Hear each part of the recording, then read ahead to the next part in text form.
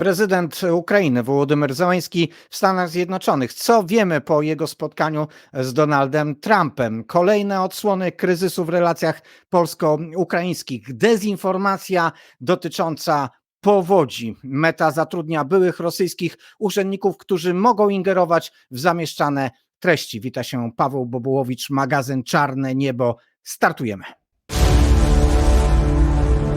Czarne Niebo. A w magazynie Czarne Niebo razem ze mną Artur Żak w Lwowie, Piotr Mateusz Bobołowicz w Lublinie, Wojciech Jankowski w Warszawie i Dmytro Antoniuk jak zawsze w Kijowie.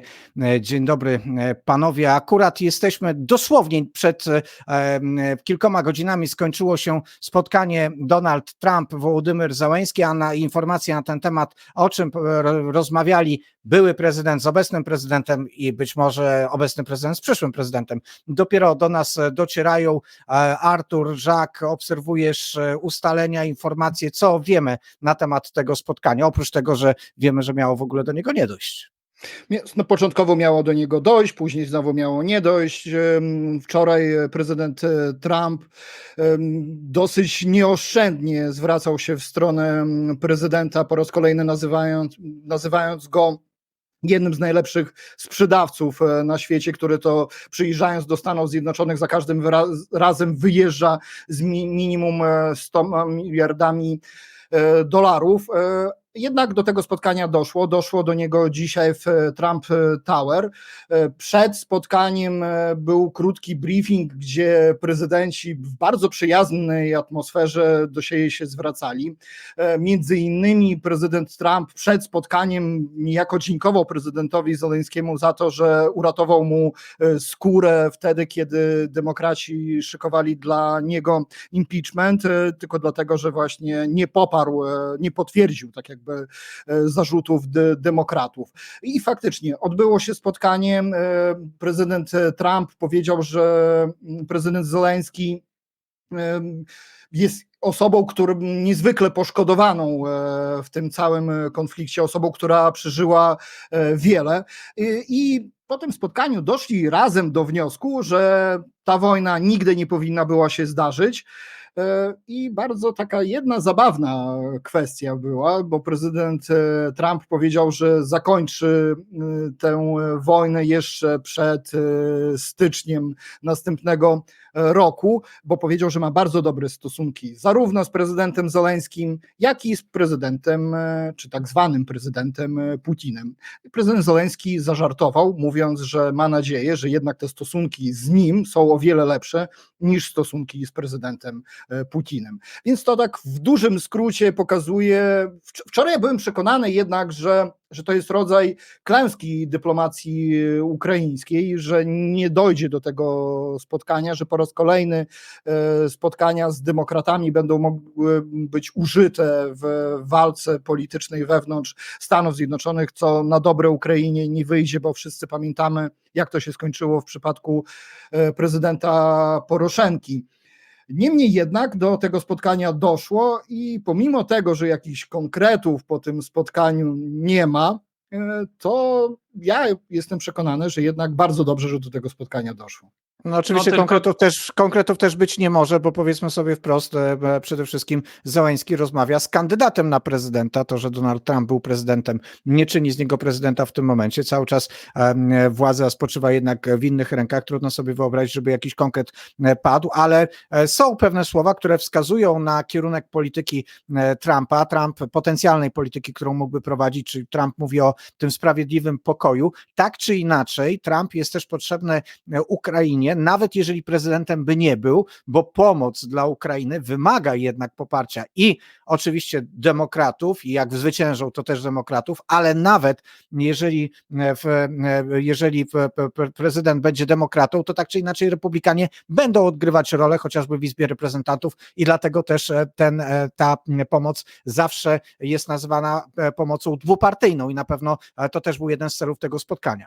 Nawet I MAGA republikanie są potrzebni. Ja jedną rzecz tylko jeszcze dodam. Niestety po raz kolejny słuchając Trumpa dochodzę do wniosku, że Trump nie ma, przepraszam za kolokwializm, bladego pojęcia o polityce międzynarodowej i o tym, co się dzieje poza Stanami Zjednoczonymi. On nadal jest przekonany, że z Putinem i z innymi satrapami można rozmawiać na poziomie gospodarczym, czyli takim klasycznie biznesowym, a dobrze pamiętamy, czym się skończyło udobrochanie, potencjalne udobrochanie Korei Północnej, kiedy to Trump myślał, że pieniędzmi jest w stanie przekupić Teherana.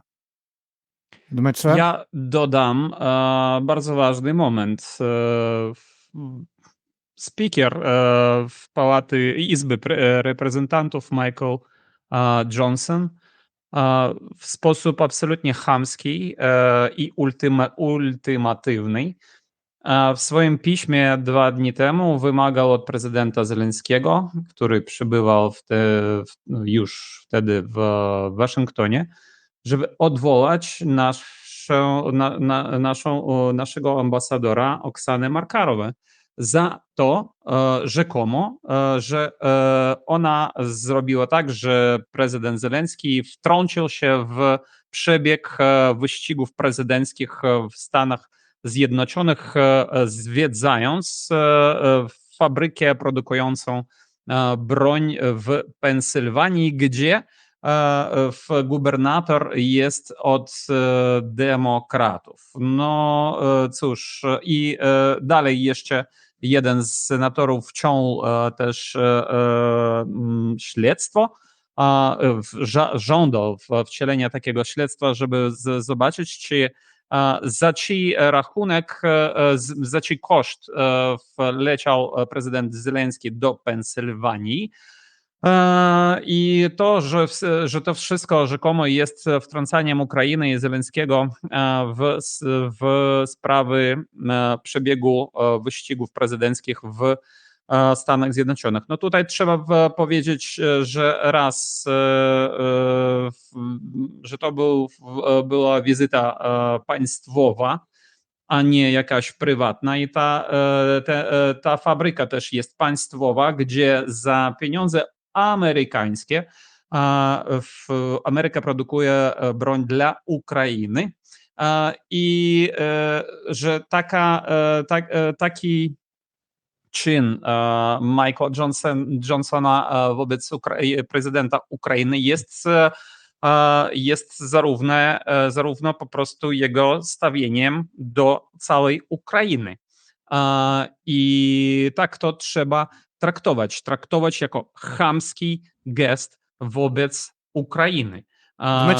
Dmytrze, ta atmosfera przed spotkaniem z Trumpem rzeczywiście była bardzo napięta. Warto może w tym momencie przypomnieć, że Mike Johnson, Speaker Izby Reprezentantów, to ta sama osoba, która blokowała na początku roku przekazanie pieniędzy w Ukrainie, które skutkuje do dzisiaj tak naprawdę tymi gigantycznymi opóźnieniami w dostarczeniu uzbrojenia dla Ukrainy i Ukraińcy na pewno tego nie zapomną, ale no dobrze, no były te problemy, cała ta historia z próbą odwołania ambasador Stanów Zjednoczonych, jeszcze nie wiemy, jak to się zakończy, oskarżenie o ingerowanie w kampanię wyborczą, ale jednak do spotkania doszło. To co waszym zdaniem się zmieniło? Co takiego się stało?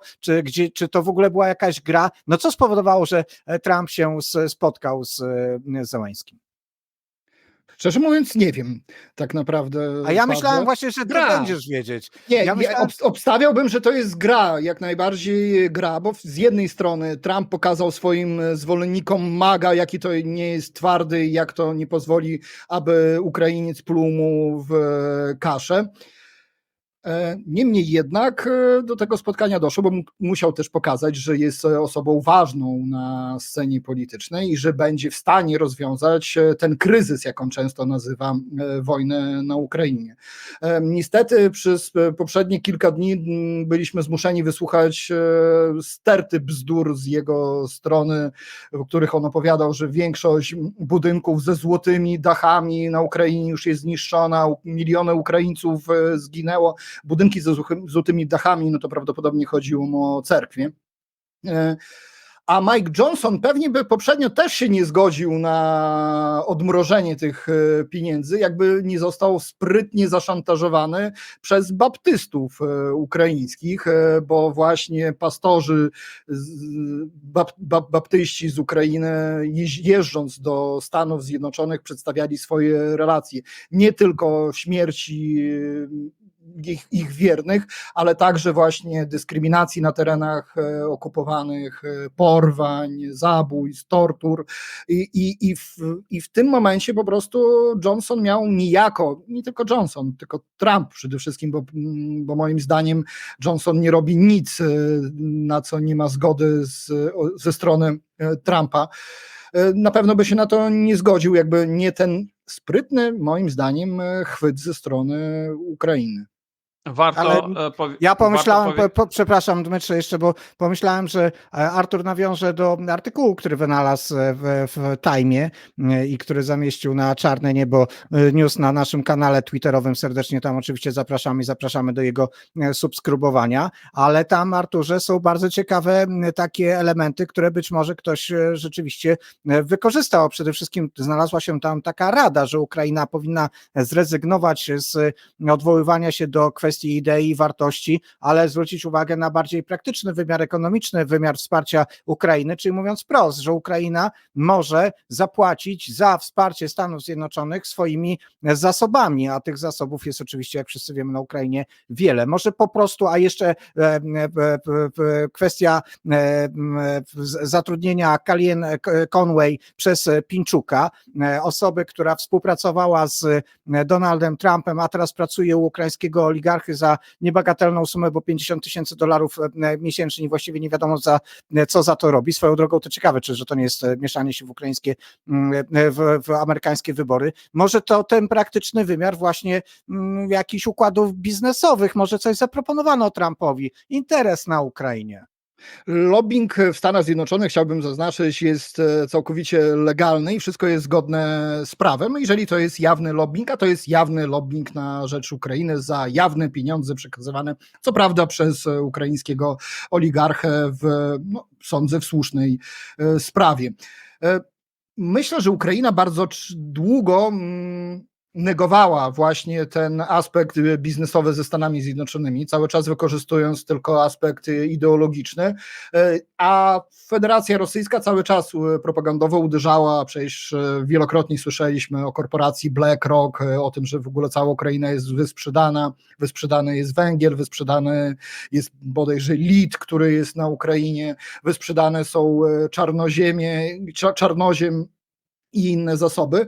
I wydaje mi się, że tutaj Ukraina po prostu doszła do wniosku, że nic złego się nie stanie, kiedy ten aspekt biznesowy przymówi do Trumpa, bo tak jak mówiłem poprzednio, Trump rozumie tylko i wyłącznie właśnie rzeczywistość przez pryzmat biznesowy i to przez pryzmat ale może też biznesu religijny. z lat 80. ubiegłego wieku. Może też przez religijny, bo się pojawił wątek baptystów w tym wszystkim. No tak, religijny jak najbardziej, no bo nie wiem, jak bardzo religijny jest Trump. Speaker Johnson, Mike Johnson jak najbardziej jest osobą bardzo religijną, zresztą rzekomo. Z dosyć wysoką pozycją w kościele baptystów w Stanach Zjednoczonych. No tylko jemu to nie przeszkadza na przykład spokojnie tolerować stosunki Trumpa na przykład z gwiazdą porną Stormy Daniels i różne inne zarzuty, za które przeciwko Trumpowi wcielono też śledztwa w sądach Stanów Zjednoczonych. To może coś mają na Trumpa, może i wykorzystali to, no bo jeżeli tam rzeczywiście pojawił się ten wątek ukraińskich baptystów, którzy mieli docierać do Johnsona, to a może coś znaleźli, co spowodowało, że Trump został przyparty do ściany i musiał się spotkać z Zełenskим i jeszcze wygłosić tych parę komplementów, Dmytrze. Ja tego nie wykluczam, tylko ja chciałbym też zwrócić uwagę na to, że już nie ma żadnych masek. Trump zdjął swoją maskę i pokazał swoją prawdziwą twarz. Mówiąc o tym na spotkaniu z swoimi potencjalnymi wyborcami, że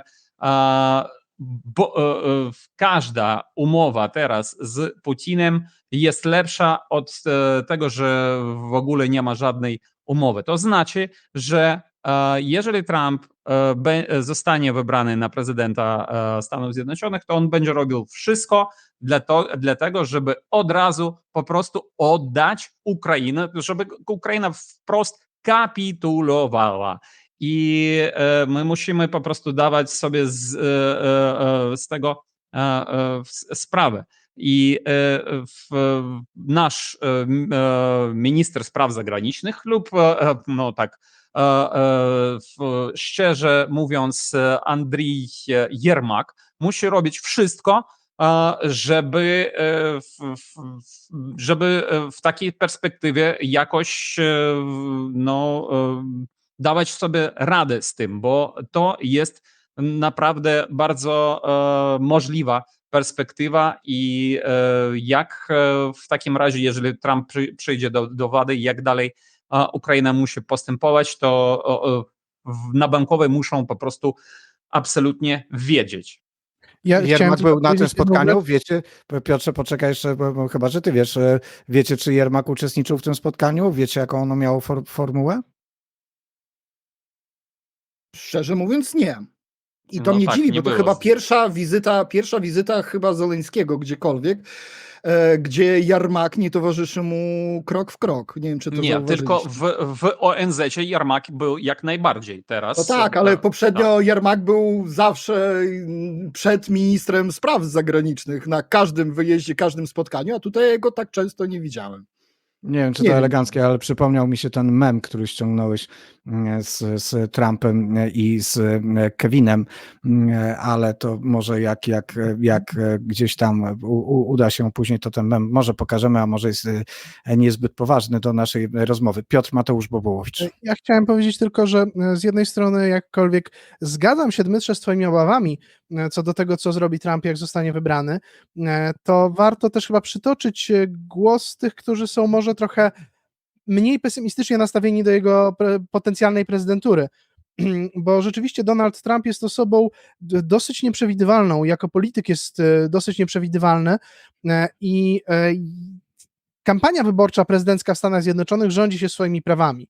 I to, co dzisiaj mówi Trump, to, co mówi o odcięciu pomocy dla Ukrainy, o zakończeniu wojny za wszelką cenę, o dogadaniu się z Putinem, bo to jest najważniejsze, nie do końca musi się później przekładać na jego działania, jeżeli już zostanie prezydentem. Oczywiście może i ja też mam bardzo poważne obawy, że tak będzie, jeżeli Trump wygra wybory, chociaż na razie chyba wydaje się, że jednak nie wygra, to jednak no niektórzy podkreślają, że no tak, ale dużo rzeczy się mówi w kampanii i Trump musi grać w kampanii na bycie innym od Bidena, na bycie innym od demokratów, na pokazywanie, że interes amerykański jest najważniejszy, że najważniejsze jest to, że dzisiaj Amerykanów nie stać na mieszkania, że nie mają pracy, że nie stać ich na paliwo i na tym się koncentruje, a praktyka, jak już zostanie prezydentem, będzie inna, chociaż oczywiście jest jeden kontrargument bardzo poważny, bo Trump nie słucha służb i sam się chwalił wielokrotnie, że nie słucha CIA, briefingi CIA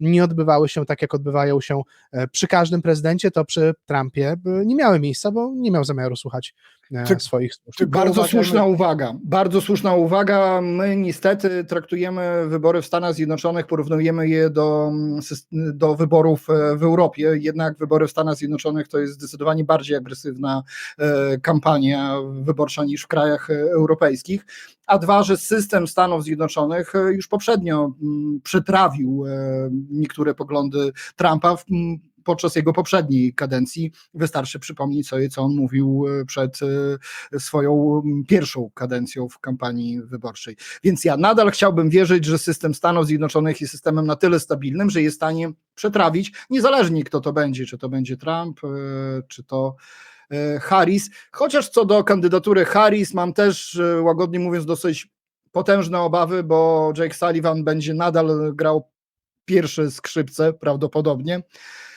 I nadal, tak jak to Wojciech często określa, Ukraina dostanie kroplówkę co najwyżej, a nie narzędzia do naprawdę zwycięstwa No tak, bo i oczywiście skoncentrowaliśmy się na Trumpie, ale sprawa demokratów i przyszłości, co może być i jak to będzie wyglądało przy prezydenturze Harris, rzeczywiście też wygląda tak sobie, bo demokratów można powiedzieć, że w jakiś sposób już sprawdziliśmy i niestety to sprawdzenie nie zawsze najlepiej wygląda. Chyba mamy świadomość, a na pewno w tym gronie, w którym rozmawiamy, mamy świadomość, że gdyby pomoc od razu była zdecydowanie większa i bardziej jednoznaczna i kroki Stanów Zjednoczonych bardziej zdecydowane, to, a nie jako odpowiedź na to, co zrobi Rosja, to być może rzeczywiście dzisiaj już byśmy nie musieli w ogóle o wojnie mówić, ale też jedno zdanie co do wypowiedzi Piotra, pozwólcie, nie chciałbym, żeby odnieść takie wrażenie, które rzeczywiście by się wpisywało w kampanię wyborczą w Stanach Zjednoczonych,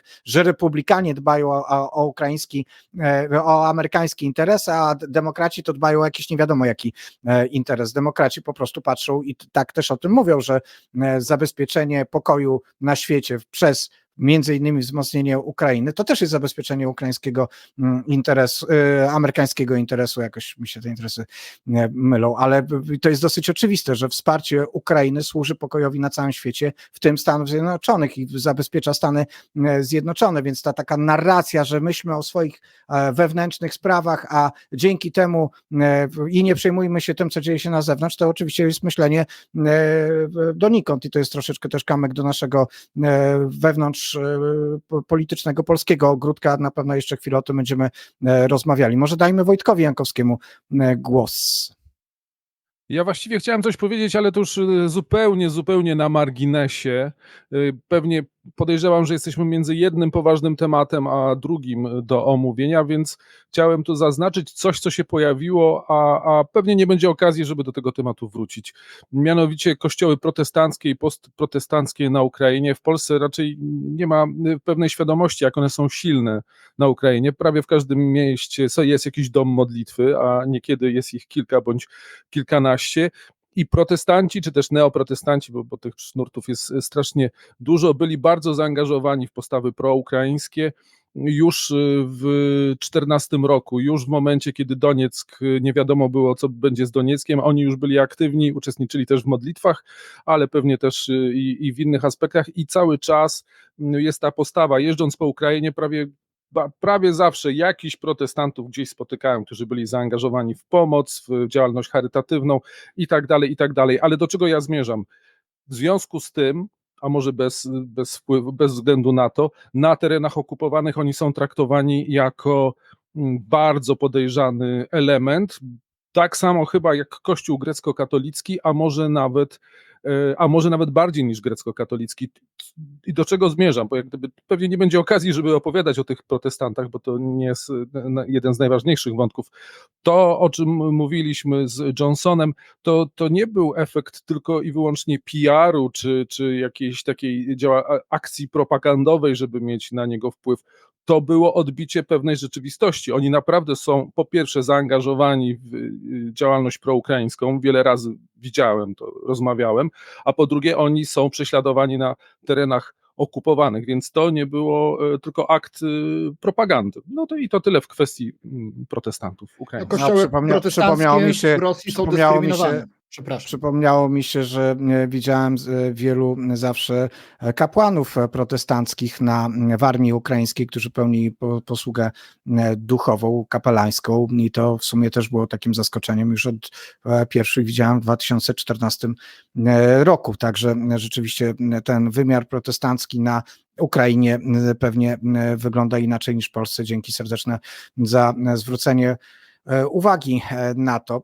Panowie, dwa słowa, Mieliśmy bo też okazję poznać środowiska protestanckie, właśnie jakieś z tych nowych protestanckich, neoprotestanckich kościołów, prawdopodobnie bardzo zaangażowane w pomoc, Pawle, podczas naszej wizyty w Kijowie w zeszłym roku bodajże.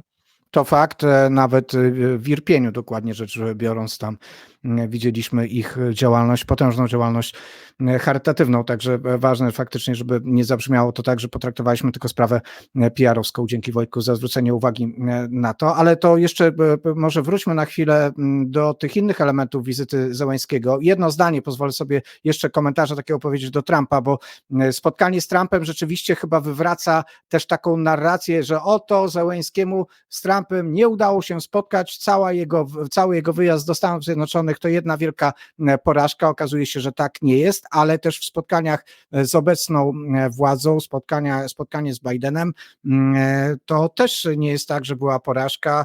Zełenski znowu wraca z pomocą ze Stanów Zjednoczonych.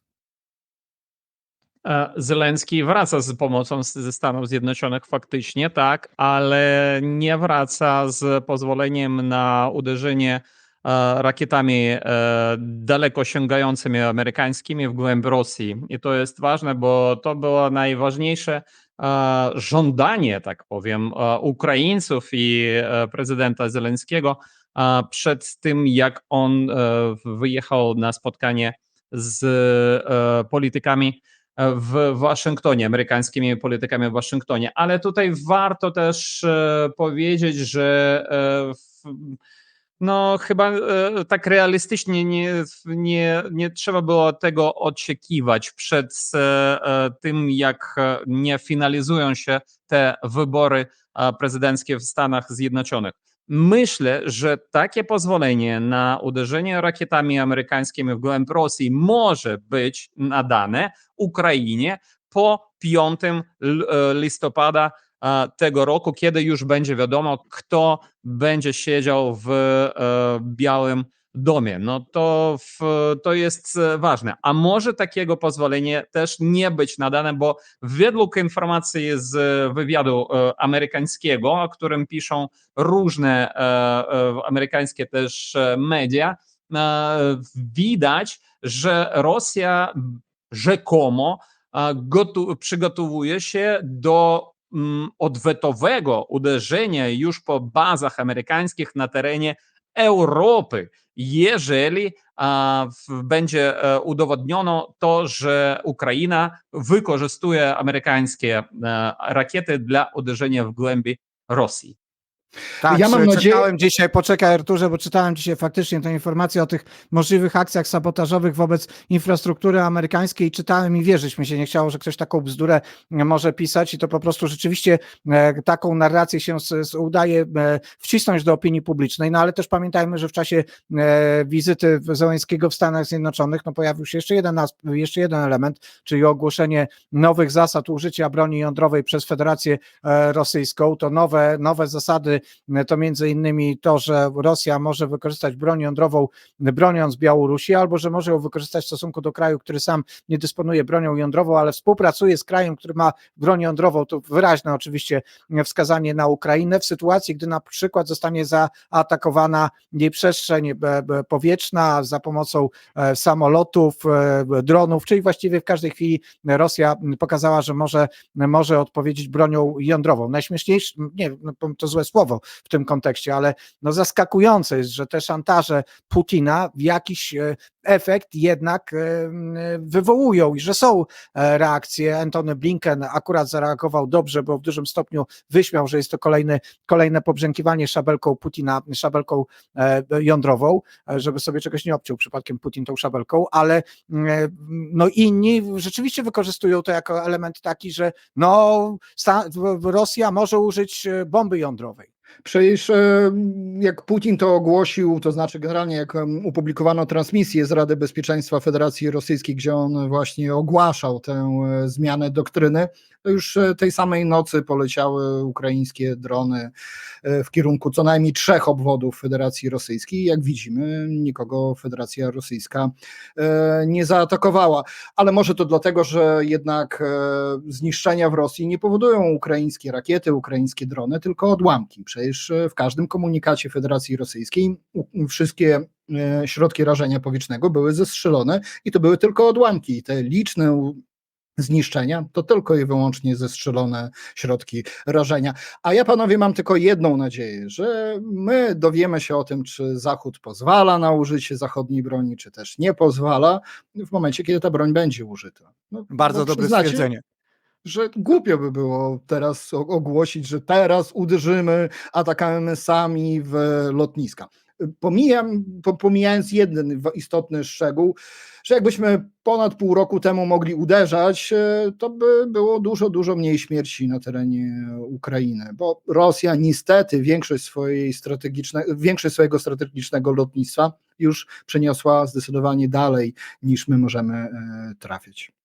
Jeszcze możemy dodać to, że byłoby mniej tych śmierci też po stronie rosyjskiej i tradycyjnie przypomnieć wszystkim tym, którzy się tak bardzo martwią o tych rosyjskich żołnierzy, że ich też by mniej zginęło, jakby szybciej przegrali swoją drogą.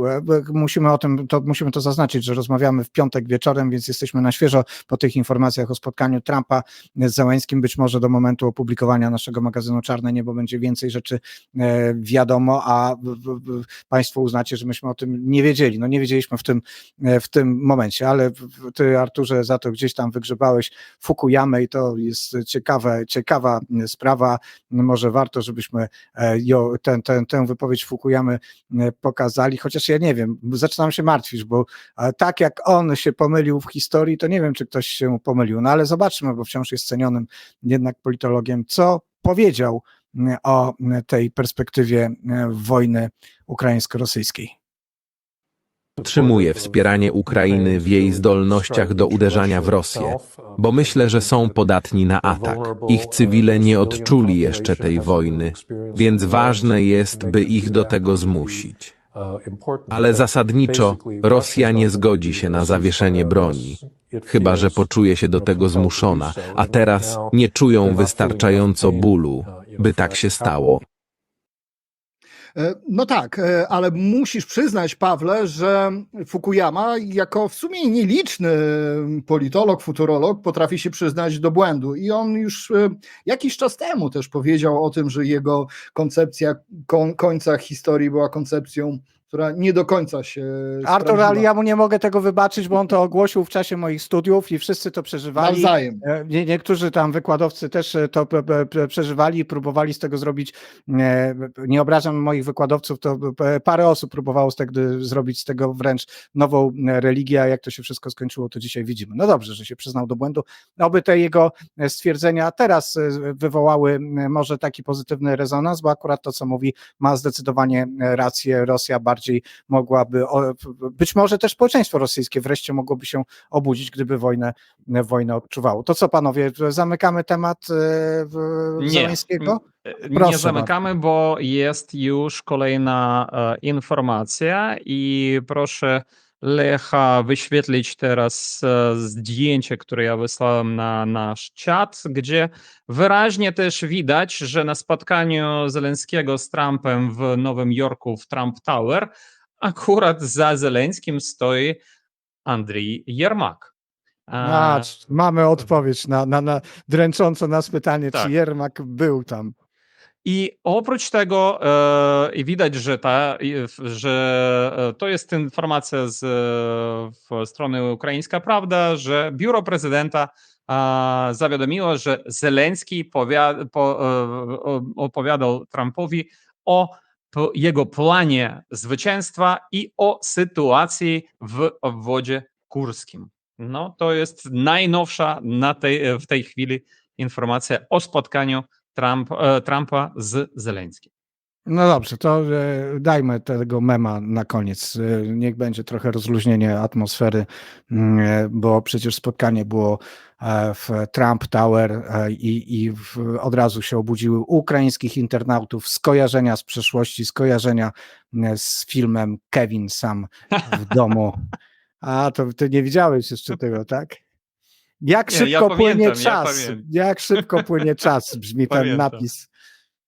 Także tak ukraiński internet skomentował spotkanie Zełenskiego i Trumpa. Panowie, przed nami kolejny poważny temat, czyli kolejne odsłony kryzysu w relacjach polsko-ukraińskich. Dmytrze, w ogóle postulowałeś, żebyśmy poświęcili temu cały odcinek i porozmawiali na temat tego, co się dzieje w relacjach polsko-ukraińskich. Teraz mamy dwie rzeczy. No, rzecz, która już padła jakiś czas temu, czyli słowa ministra obrony narodowej i straszenie Ukrainy, że bez rozwiązania sprawy Wołynia nie będzie mogła wejść do Unii Europejskiej. Później mamy kryzys wokół wystąpienia Sikorskiego, kuluarowego wystąpienia na tym forum Jałtańska Europejska Strategia, gdzie padły chyba nie najbardziej szczęśliwie dobrane słowa o tym, jak można rozwiązać kwestię przynależności Krymu. Mamy w tym wszystkim odpowiedź też prezydenta Andrzeja Dudy w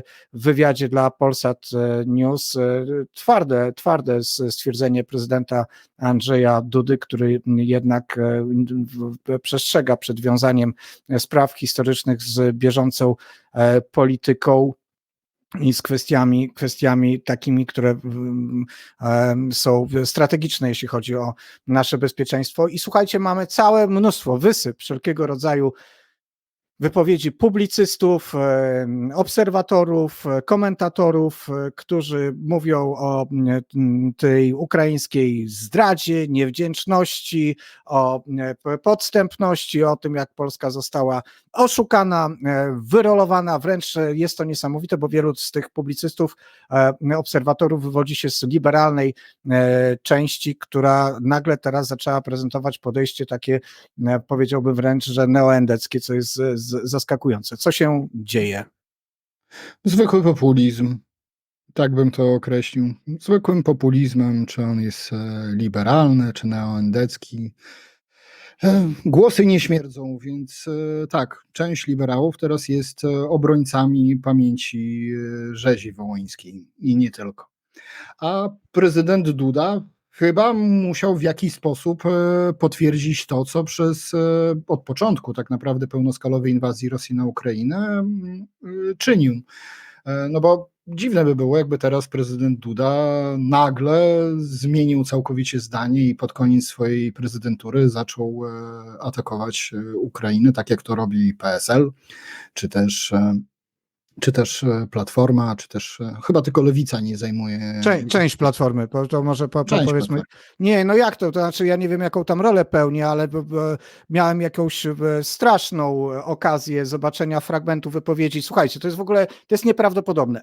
Leszek Miller śmie się wypowiadać na temat spraw wschodnich. Słuchajcie, facet, który spotykał się, nie mówię o jego komunistycznej przeszłości i braniu pieniędzy od KGB, tylko mówię o tej jego przeszłości niedawnej. Spotykał się z rosyjskim agentem, jeździł na te fora putinowskie. On w ogóle śmie zajmować jakiekolwiek stanowisko i pouczać kogokolwiek w sprawach polsko-ukraińskich, polsko-wschodnich. No także, przepraszam, się zdenerwowałem, bo sobie przypomniałem, że on tam zabierał głos. Nie wiem, jakie są jego teraz powiązania bezpośrednio polityczne, ale na pewno jest guru dla olbrzymiej części lewicy, więc jak widać, ale to też nikogo nie dziwi. Pamiętajmy, kim był Moczar.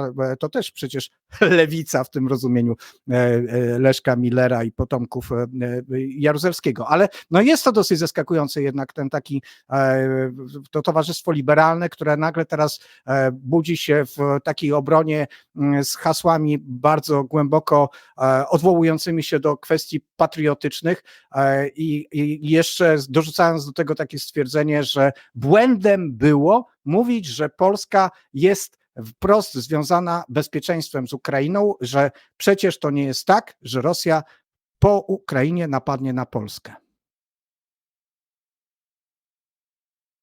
Cisza. No bo tak naprawdę, Pawle, nawet nie wiem, co by do tego dodać. Może zaprezentujmy w ogóle, co powiedział Andrzej Duda w tym wywiadzie, jedną z jego wypowiedzi. To pokażemy tweeta, tak? Tak, pokażmy. To przeczytaj, Arturze, bo ja mam za słaby wzrok, żeby Ja też. Chyba To Piotra Może musimy... ja bo wyświetla się dużymi literami na moim drugim ekranie. Andrzej Duda o ekshumacjach na Wołyniu to są delikatne i trudne kwestie. Prezydent w wywiadzie dla Polsat News przypomniał, że kwestia ekshumacji ofiar była tematem jego rozmowy z prezydentem Zełenskim podczas wizyty w Kijowie na rocznicę niepodległości Ukrainy. Efektem tych rozmów i moich powolnych działań w tej sprawie, bo to są kwestie delikatne i trudne, była obecność Wołodymyra Zełenskiego w katedrze w Łódzku, gdzie spotkaliśmy się razem w rocznicę rzezi wołyńskiej. To był ważny symbol, podkreślił. Mam nadzieję, że do końca mojej prezydentury będzie jakiś przełom w tej sprawie, natomiast nie chciałbym, żeby to się odbywało poprzez gorszący szantaż, który moim zdaniem nie przyniesie dobrych efektów. Dobre Jeden stwierdzenie, gorszący szantaż. I teraz Tak, Piotrze? może ten pierwszy tweet, który opublikowaliśmy.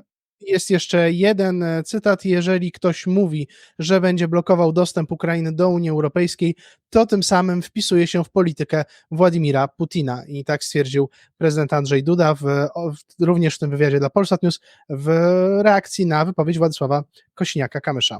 Oj, Kosiniaka-Kamysza musiała zaboleć ta wypowiedź, ale no nie ma żadnej wątpliwości, że takie stwierdzenia mogą szokować i zaskakiwać, szczególnie w takim momencie i tak drażliwym momencie, jak zresztą widać po tej pierwszej części naszych dyskusji. Panowie, doskonały artykuł Michała Potockiego dotyczący kwestii ekshumacji, też Michał Potocki nawiązuje do mojej rozmowy z Antonem Drobowiczem, szefem Ukraińskiego Instytutu Pamięci Narodowej. Temat ekshumacji wciąż jest nierozwiązany, jest bolesny. Jak widać, znowu ten temat zostaje i jest wykorzystywany w relacjach i w polityce wewnętrznej polskiej. Mamy co najmniej dwugłos w tej sprawie i to różnych ośrodków władzy. Jak to rozwiązać? Co się dzieje w ogóle? No, szczerze mówiąc, naprawdę, Pawle, ja już nie mam żadnego pomysłu.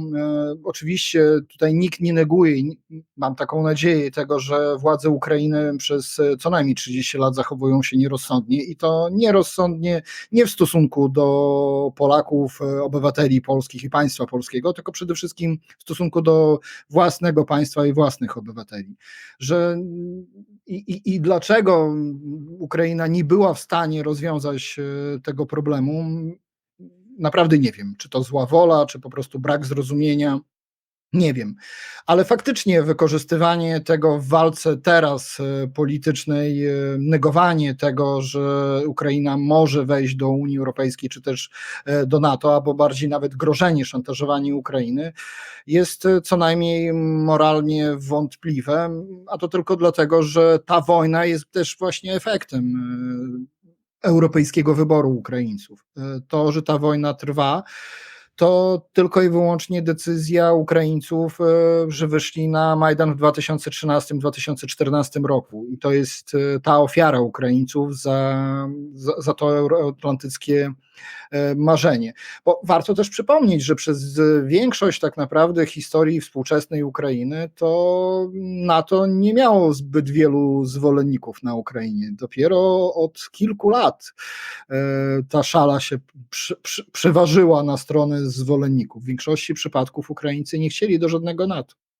Słuchajcie, ale trzeba być imbecylem, żeby też nie rozumieć, że pewne słowa, budowanie tej atmosfery niechęci, wrogości może spowodować daleko idące konsekwencje. To nie jest straszenie, to jest realność, a po prostu znaleźliśmy się całkowicie innej sytuacji.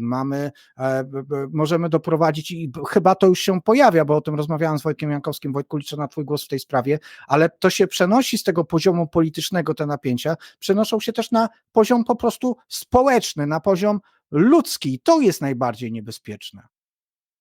Dobrze, zostałem wywołany i muszę wam powiedzieć, że ja mam wrażenie, że to jest już tak zapętlona sprawa, tak daleko zaszła, że my chyba już nigdy z niej nie wyjdziemy. W każdym razie nikt nigdy nie będzie w pełni usatysfakcjonowany. Mam wrażenie, że tak, z jednej strony mówi się o tym, że to jest wykorzystywanie tego tematu do spraw politycznych. Ja bardzo nie lubię tego argumentu, ale poniekąd tak jest. Jedna z teorii mówi, że ten rząd, który daje ciała na wielu polach, ja już nie pamiętam, czy to było przed powodzią, czy już w trakcie, to nie ma nawet większego znaczenia, ale mamy jeszcze tutaj szereg wpadek związanych z powodzią, trzeba się jakoś uwiarygodnić. I teraz ta część społeczeństwa, która nie głosowała na te partie, które teraz są u władzy, a wiemy, że no, częściowo w opozycji jest ten konserwatywny, narodowy elektorat, oni mogą powiedzieć, no to wreszcie to oni mówią tym głosem, którym trzeba, to nasi spartolili tę sprawę, a oni są w porządku, więc może to być uwiarygodnienie. Kiedyś Grzegorz Motyka mówił, że akcja Wisła też była takim sposobem na trochę uwiarygodnienie władzy przyniesionej na moskiewskich bagnetach i być może coś w tym było, że oni są fatalni komuniści, ale walczą z tymi Ukraińcami, z tymi faszystami, więc może tu jest taki mechanizm. Z drugiej strony, gdy mówię o tym zapętleniu, mam wrażenie, że kwestia Wołynia i pamięci o tych zbrodniach przekroczyła granice elektoratów i granice polityczne. I dowodem może być ten sławny kampus w Olsztynie, kiedy Dmytro Kuleba miał ostatnie wystąpienie w Polsce. I nie wiem, czy zwróciliście uwagę, że tam publiczność, która nie była pisowska ani konfederacka, biła brawo, kiedy ta dziewczyna zapytała o ekshumację. Nawet byłem zdziwiony, bo myślałem, że to jest takie środowisko, które bardziej by było zainteresowane tematami LGTB i innymi rzeczami. Więc z jednej strony mam wrażenie, że zapętliliśmy się tak daleko, że już nigdy nie wyjdziemy na swoje. Wołyń staje się kwestią wbrew pozorom z każdą dekadą coraz bardziej drażliwą, bo już oczekiwania są coraz większe, którykolwiek z prezydentów Ukrainy nie zrobi, to będzie za mało, a Ukraińcy z drugiej strony, pamiętając też nasze niedotrzymywanie słów, czy nasze wpadki, też coraz mniej są skorzy do przepraszania. Zresztą to jest naturalny odruch z tym przepraszaniem, to zawsze tak jest, że wszyscy mają z tym kłopoty, chyba że wojska wejdą i osadzą tam okupacyjne władze, to wtedy taki naród jest skory do przepraszania. A najgorsza jest tutaj, być może, Pawle, o to ci chodziło, jeszcze przepraszam, i mam wrażenie, że nagle jedna strona publicystyczna, no właśnie, niekoniecznie prawicowa, zabiera taki bardzo też radykalny głos, tak jak gdyby podkręcając niechęć do Ukrainy. Zresztą tu już, Pawle, o tym mówiłeś. No i teraz dochodzę do tej kwestii społecznej. Niedawno pewna Ukrainka mi powiedziała, oni się bawią nad naszymi głowami, a my przecież żyjemy tutaj w tym kraju. To my będziemy mieli potem jakieś kłopoty. To, co się dzieje, te wszystkie gry polityczne, to wywieranie wpływu na siebie. Cały czas jest dużo Ukraińców, chociaż Artur Żak do tej pory nie przysłał mi tego artykułu, który obiecał, że 45% Ukraińców mieszkających w Polsce ma zamiar wyjechać. Może przypominam, może mi w końcu wyślesz. I to doprowadza, że przesuwa się to na kwestie społeczne coraz bardziej. Ja już nie mówię o tych skandalicznych artykułach, których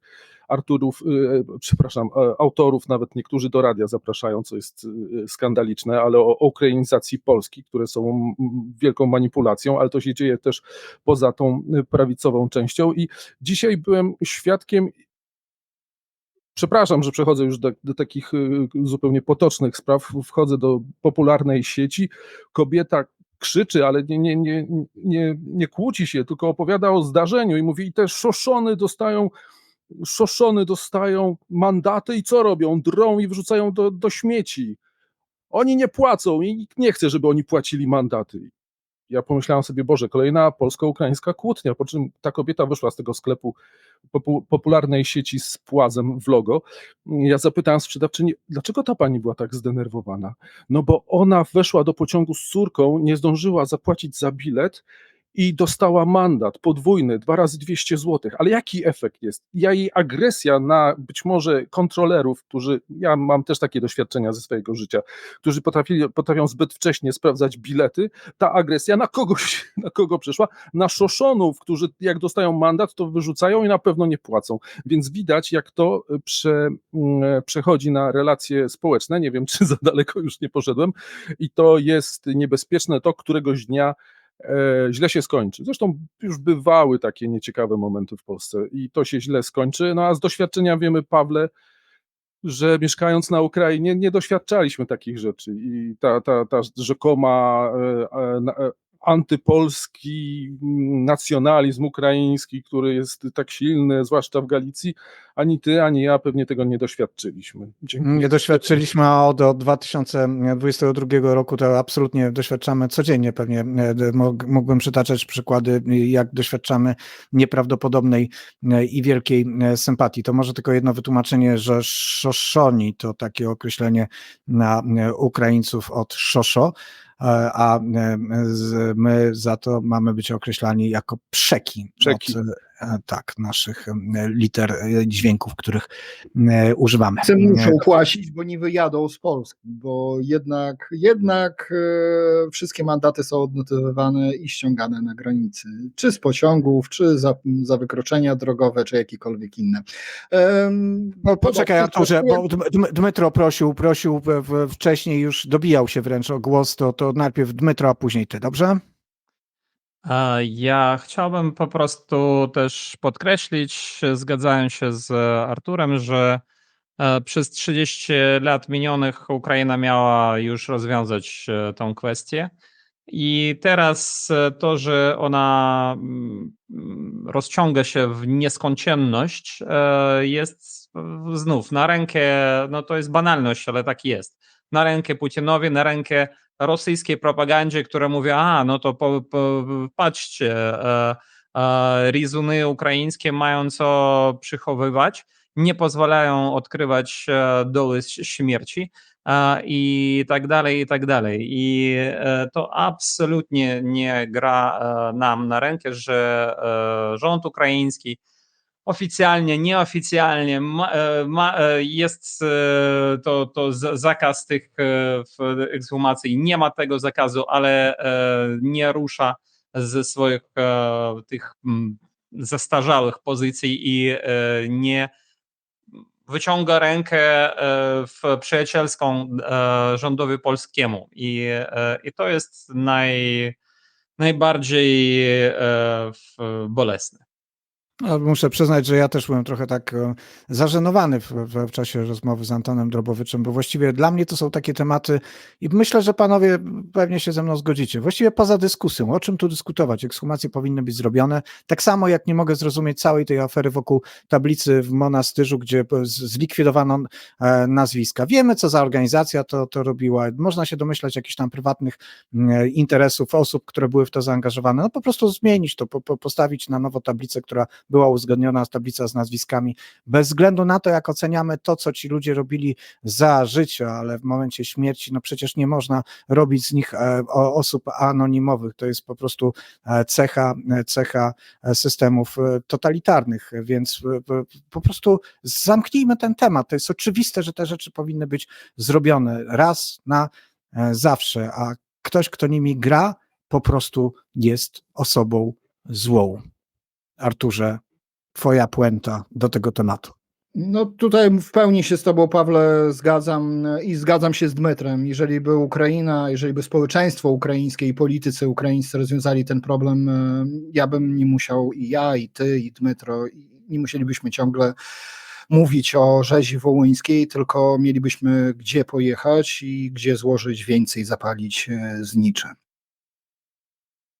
To jeszcze raz wielki szacunek dla pracy twojego taty, dla twojej też za dbanie przez lata o miejsca pamięci Polaków i na Ukrainie robicie to bez wielkich fajerwerków, fleszy i nie dlatego, że ktoś, jakiś polityk kazał, tylko dlatego, że tak należy robić. Temat dezinformacji w sprawie powodzi, bo okazuje się, że powódź, wielkie nieszczęście, które dotknęło nasz kraj, stał się okazją do siania dezinformacji. Być może też pojawiają się tam wątki wskazujące na udział innego państwa. Ja od razu nawiążę do tego, co mówił Wojtek, do takich powtarzanych haseł antyukraińskich w bardzo codziennych sytuacjach, takiej frustracji wynikającej z codziennych sytuacji. I powódź oczywiście nie jest sytuacją codzienną, ale jest taką bardzo przyziemną, dotykającą bezpośrednio życia ludzi. I myślę, że tutaj ważnym elementem tej całej wielkiej dezinformacji, która się pojawiała, była właśnie ta frustracja spowodowana bardzo nieszczęśliwą, bardzo trudną sytuacją wielu osób i szuka się wtedy oczywiście winnych. Pojawiają się bardzo różne narracje dezinformacyjne w przypadku powodzi w Polsce. Z jednej strony zacznę może od tych takich największych, najbardziej absurdalnie brzmiących, bo podstawowa teoria spiskowa jest taka, że powódź została wywołana sztucznie. I tutaj pojawiają się dwie narracje. Pojawia się narracja, że mogło to być zrzuty z samolotów, te tak zwane chemtrails, czyli zasiewanie chmur, które spowodowało ulewne deszcze. Inna wersja jest taka, że w ogóle rząd postanowił najpierw wodę magazynować w zbiornikach retencyjnych, a potem tę wodę wypuścić w odpowiednim momencie, żeby się skumulowała z ulewą, żeby spowodować powódź. No ale oczywiście powstaje pytanie, po co powodować powódź? Po co powodować powódź? Bo powódź pozwala na użycie środków finansowych w sposób niekontrolowany i na przykład przekazanie ich Ukrainie. Takie teorie można znaleźć na popularnym portalu X, dawnym Twitterze, w bardzo różnych środowiskach, kolportowane przez bardzo różne konta, niestety też przez ludzi. I słyszałem o ludziach, którzy autentycznie wierzą w takie teorie, autentycznie to powtarzają. Prawdziwi, żywi ludzie, a nie boty w internecie. Dodatkowo, oczywiście, poza takim dużym poziomem, to tutaj można się zastanawiać, czy jest w tym rola Rosji, czy nie. Na pewno rola Rosji było wprost wskazanie na Rosję w jednej z narracji dezinformacyjnych, bo była narracja dezinformacyjna, że Putin powiedział, że może wysłać pomoc z obwodu królewieckiego do Polski, żeby pomóc przy powodziach. Zbiegło się to równocześnie z narracją antyniemiecką, bo w tym samym czasie Niemcy zadeklarowali, że Bundeswehra jest w stanie pomóc i zadeklarowała pomoc także Ukraina. Putin oczywiście żadnej pomocy Polsce nie deklarował, ale takie wersje były kolportowane na różnych kontach. Pojawiają się też elementy drobne, ale dużo bardziej, wydaje mi się, niebezpieczne, bo to są trochę absurdalne rzeczy, gdzieś tam z kosmosu wzięte. Oczywiście pojawia się też narracja, że Polska się nie przygotowała na powódź, bo wydała pieniądze na Ukrainę i dlatego nie byliśmy przygotowani do powodzi. I ta narracja też jest podchwytywana w Rosji i Rosja powielała narrację. To akurat w mediach rosyjskich pojawiła się tylko jedna narracja na temat Polski, na temat powodzi, że po prostu państwo polskie jest za słabe, nie radzi sobie, nie było w stanie się przygotować do powodzi i to powtarzały rosyjskie media informujące o powodzi w Polsce. Natomiast właśnie ten poziom ludzki, taki jak to, o czym wspominał Wojtek, pojawiają się filmiki, nagrania, można znaleźć bez problemu w internecie, bardzo szeroko powtarzane też w pewnych środowiskach politycznych, między innymi filmik z kobietą, która opowiada, że są szabrownicy, wszyscy wiemy z jakiego państwa, więc ci szabrownicy, wszyscy wiemy z jakiego państwa, oczywiście mieli być rzekomo z Ukrainy. Tutaj warto to zestawić z oficjalnymi danymi policji, bo żadnego szabrownika z Ukrainy nie zatrzymano natomiast wielu szabrowników, którzy byli z samych zalanych miejscowości, ale to stwarza zagrożenie dla życia, dla zdrowia ludzi, bo między innymi niejaka pani Daria Koligot, znana z powielania różnych tego typu narracji, bo to nie jest jedyna, w którą się angażuje, zorganizowała zrzutkę na rzecz powodzian, gdzie deklaruje zakup agregatów prądotwórczych, różnej pomocy, ale także gazu pieprzowego i pałek teleskopowych po to, żeby Polacy mogli się bronić przed zagrożeniem. A wiadomo, że jak Polacy się mają bronić przed zagrożeniem, to przed obcym zagrożeniem. I powstawały nawet pomysły jakichś patroli, które będą zatrzymywać szabrowników, niestety właśnie często powiązane z tymi, że to są szabrownicy rzekomo z Ukrainy. Pojawiają się też relacje powodzian, którzy mówią, że na Ukrainę były pieniądze, że Ukraińcy dostają wyremontowane, czyste mieszkania, a nam dają jakieś tutaj obskurne, byle jakie, więc te rzeczy jak najbardziej się pojawiały. Jest to trochę zatrważające, jak na takiej absolutnie pozornie niezwiązanej z Ukrainą sprawie można budować narracje dezinformacyjne, które absolutnie godzą w relacje polsko-ukraińskie. Dodatkowo tak, to są te elementy. Oczywiście to nie są wszystkie elementy, bo tych narracji dezinformacyjnych przy okazji tego było dużo więcej. Było też deprecjonowanie pomocy ukraińskiej. Między innymi zestawienie, jeden redaktor pewnego radia zestawił u siebie na profilu facebookowym, zestawił zrzutkę ukraińską i zrzutkę zrzutkę polską na rzecz Ukrainy i zrzutkę ukraińską na rzecz powodzian, a tych zrzutek ukraińskich na rzecz powodzian w Polsce było sporo i tych pieniędzy, oczywiście to nie były kwoty idące w miliony złotych, ale dziesiątki tysięcy złotych zostały zebrane i to przez Ukraińców mieszkających w Polsce i Ukraińców mieszkających poza Polską, a te wysiłki były deprecjonowane, często pojawiające się hasło, my wam pomagaliśmy, a co wy teraz nam, czy wy nam pomożecie, czy Ukraina nam pomaga w jakikolwiek sposób.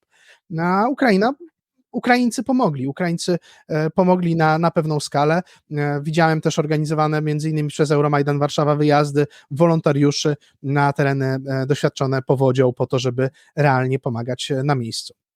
Pracownicy konsulatów też pomagali, między innymi układając worki z piaskiem konsulatów we Wrocławiu.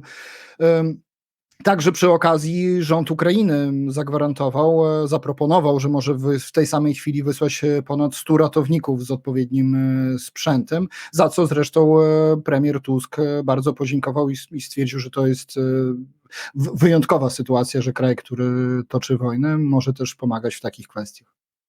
Wiem, że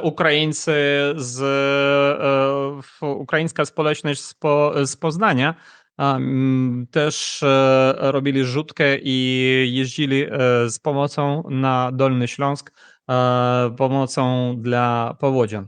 A Piotr wspomniał o tym, że propaganda rosyjska mówiła o tym, że państwo polskie nie radzi sobie z powodzią i ponoć jest po prostu słabym, bezsilnym państwem. Przepraszam, a kto mówi? Pamiętamy, jaka powódź jeszcze kilka miesięcy temu stała się w Orsku, gdzie siedział teraz Szewczenko, posadzony za dążenie do woli ukraińskiej przez cara Nikolaja I. W Orsku, jaka była powódź, nie tylko też w Orsku, i jak oni sobie tam poradzili, i czy nie było też tam szabrowników, i czy to byli też Ukraińcy wśród tych szabrowników. Też można, to jest, cała ta informacja jest w otwartej przestrzeni. Dmytrze, jak wspomniałeś o sieciach społecznościowych, to pomyślałem sobie, że niestety, ale rozpowszechnianiu różnych teorii spiskowych też w tej sytuacji fatalnych wypowiedzi sprzyja bez niepodejmowania odpowiednich działań ze strony właścicieli, administratorów sieci społecznościowych. No i znalazłeś przykład, który wskazuje, że nawet może mieć to charakter systemowy. Meta zatrudnia przynajmniej jednego, a może nie tylko jednego rosyjskiego urzędnika, który może mieć wpływ na zamieszczane treści w sieci. Niestety tak i doświadczyłem się na swoim własnym przykładzie, umieszczając u siebie na stronie informację prawdziwą o przebiegu wojny, agresywnej wojny Rosji przeciwko Ukrainie. No i wielu razy było to usunięte lub po prostu ktoś, po prostu Meta nie pozwalała mi i mnóstwo innych Ukraińców, tysiącom Ukraińców umieszczać u siebie na stronach prawdziwą informację. A jak się okazało, być może jest to dlatego, że niejaka Uliana Zinina jest teraz na posadzie głowy Head of Public Policy w Mecie, czyli odpowiada za to, co się dzieje w ogóle w Mecie dla krajów, mianowicie Rosji, Ukrainy i dla krajów byłego Związku Radzieckiego. Warto powiedzieć, że Uliana Zinina od 2004 po 2006 rok pracowała nie ostatnią osobą w Ministerstwie Technologii Informacyjnych i Związku Rosji. a dalej pracowała w Yandeksie rosyjskim, a od 2012 po 2017 była jednym z dyrektorów w firmie Microsoft Russia. I uwaga, teraz od 2018 roku pracuje, siedzi w biurze w biurze, przepraszam, byłego Facebooku, czyli Mety w Berlinie. I no, taka jest już informacja dzisiaj w całym internecie ukraińskim.